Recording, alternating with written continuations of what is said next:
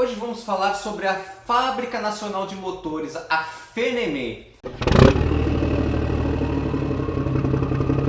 O nome mesmo, FNM, ficou como o povo começou a chamar, porque era FNM. FNM era a Fábrica Nacional de Motores. Qual foi o objetivo da Fábrica Nacional de Motores? Durante a Segunda Grande Guerra, os aviões da frota aérea brasileira eram todos importados. Não tinha um avião, uma fabricação nacional para comprar uma peça. E não podia falar assim: ô fulano, manda o carburador aí que eu tenho que bombardear a capital da sua cidade ainda hoje. Não, isso aí dá ruim, né?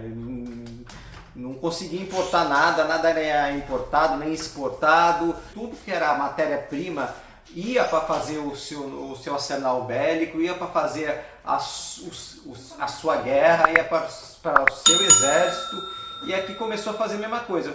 Fizeram essa fábrica aí para construir peças para os aviões da Força Aérea Brasileira. Ou seja, durante a Segunda Guerra tinha esse problema e fizeram uma fábrica aí para resolver este problema. Então, em 1942, na cidade de Xarém, no Distrito Federal, é fundada a Fábrica Nacional de Motores, a FNM. Naquela época, a área da fábrica era considerada a área de segurança nacional, pertencia às Forças Armadas Brasileiras. Os empregados, os funcionários, os operários dessa fábrica ganhavam um certificado militar e eles tinham que trabalhar fardados, como se estivessem no exército. E também deixar o trabalho, estou cansado desse trabalho, vou pedir demissão. Isso aí era considerado deserção. Você ia ser preso como desertor se deixasse o emprego. Ou seja, era meio que um regime militar, só que dentro de uma fábrica que fazia motores para os aviões, fazia peça para os aviões, e não só os aviões, como jipes, tudo que pertencia ao exército para fazer ali a guerra, eles faziam peças para essas manutenções. E essa fábrica, a Fábrica Nacional de Motores, ela também não ficou só fazendo peças, ela começou a fazer os aviões. Começou a fazer o produto bruto completo, fazer o avião completo. E o que aconteceu? Com o final da Segunda Guerra Mundial, em 1945, os aviões que eram fabricados nos Estados Unidos vinham para o Brasil, eram um preço muito mais inferiores do que os que eram fabricados aqui pela FNM. Ou seja, o que era fabricado aqui no Brasil saía um preço muito mais caro do que os que vinham lá dos Estados Unidos. E o que aconteceu? Os exércitos começaram a comprar dos Estados Unidos. A fábrica começou sem ter um objetivo. Então o que aconteceu com essa fábrica? Ela teve que se reinventar. Ela teve que fazer alguma coisa para sobreviver, essa fábrica, porque ela parou de vender. Antes era aviões para a Força Aérea Brasileira, fazia os jipes, os tanques para o exército, e os tanques já não eram necessários porque a guerra acabou. Os jipes já tinham como arrumar peças mais em conta, os aviões estavam vindo de fora, que eram bem mais em conta, as peças também estavam vindo de fora, ela não tinha tanto fundamento para continuar funcionando. E o que ela fez? Ela se reinventou. E em 1949 ela começa a produzir outras coisas, porque ela teve que se reinventar. O que ela começou a fazer? Ela começou a fazer bicicletas, geladeiras, tratores, caminhões e ônibus. Você já pegou aí a visão, né? Por que tinha caminhões aqui na rua com o nome FNM. Só que daí ela fez um acordo com uma empresa italiana chamada Isotta Fattimini. O que ela fazia com essa fábrica? Qual era o acordo? Essa fábrica ela tinha uns caminhões que ela denominava como D80. A FNM comprava esses caminhões estilo CKD. O que era CKD? Eles vinham em peças para o Brasil e uma outra empresa montava aqui no Brasil, que era no caso aqui quem montava a FNM. E vendia esses caminhões como FNM D7030. A Isotta Fattimini encerrou suas atividades, decretou falência em 1951. Isso deixando uma lacuna com a FNM. Então a FNM fez um contrato com uma outra empresa italiana chamada Alfa Romeo. A Alfa Romeo, ela tinha sua própria linha de caminhões que elas vendiam lá na Itália. E a FNM comprou os direitos de produzir esses caminhões e vendê-los aqui no Brasil. Então eles venderam, começou a surgir aí os Fenemês D9500 e D11000, que eram as carrocerias produzidas por brasileiros. Os brasileiros faziam as carrocerias desse caminhão de acordo com o mercado. O que o mercado aqui no Brasil queria? Eles faziam caminhões com essas carrocerias. Chegou até a ter carretas, né, sendo puxado por esses Fenemês. Esses Fenemês meio que construíram o Brasil. Os Fenemês, sim, foram a primeira fábrica aqui no Brasil de caminhões pesados, caminhões brutos de verdade.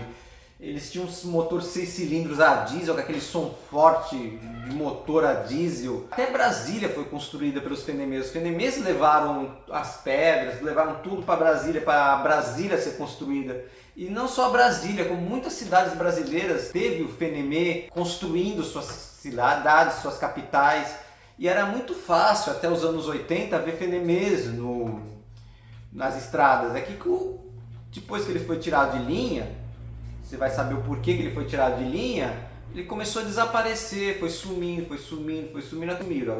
atualmente. Em 1960, a Fenemê faz seu primeiro carro, era um carro com as bandeiras da Alfa Romeo, ele se chamava JK2000. Por que JK? Era uma homenagem ao tal presidente da época, Juscelino Kubitschek. Então o JK2000 começou a ser produzido aqui no Brasil. E em 1969 ele foi remodelado, foi feita uma remodelação nesse carro. Esse carro ganhou um outro nome que era Fenemê 2150. Só que esse carro nunca ganhou apreço pelos brasileiros. A produção desses carros foi encerrada no ano de 1973. Em 1968 o governo brasileiro resolveu que tinha que privatizar a Fenemê. Eles não tinham mais interesse em ficar o governo mantendo a Fenemê.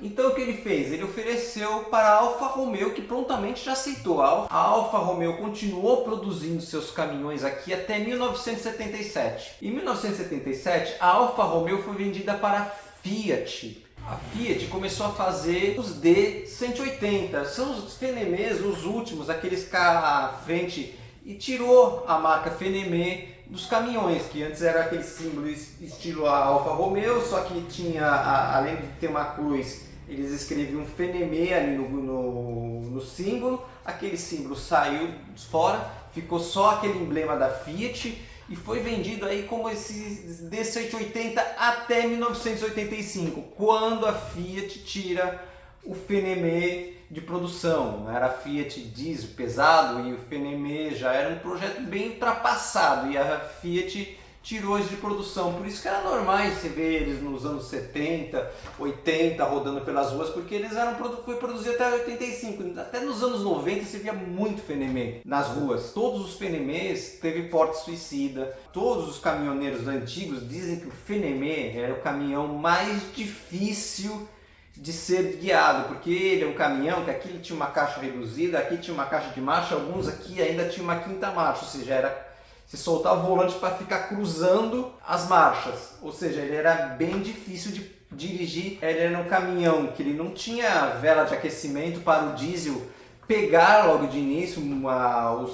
Os caminhoneiros antigos faziam fogueira embaixo do motor do Fenemê para aquecer o óleo, para ele conseguir dar a primeira partida do dia. Caminhões que ficaram defasados, começou a vir tecnologias melhores de motores a diesel, de aquecimento, para você não precisar fazer uma fogueira embaixo do seu caminhão e acabar perdendo o controle, tacando fogo no caminhão. Daí a Fiat tirou o caminhão de linha e o Fenemê acabou.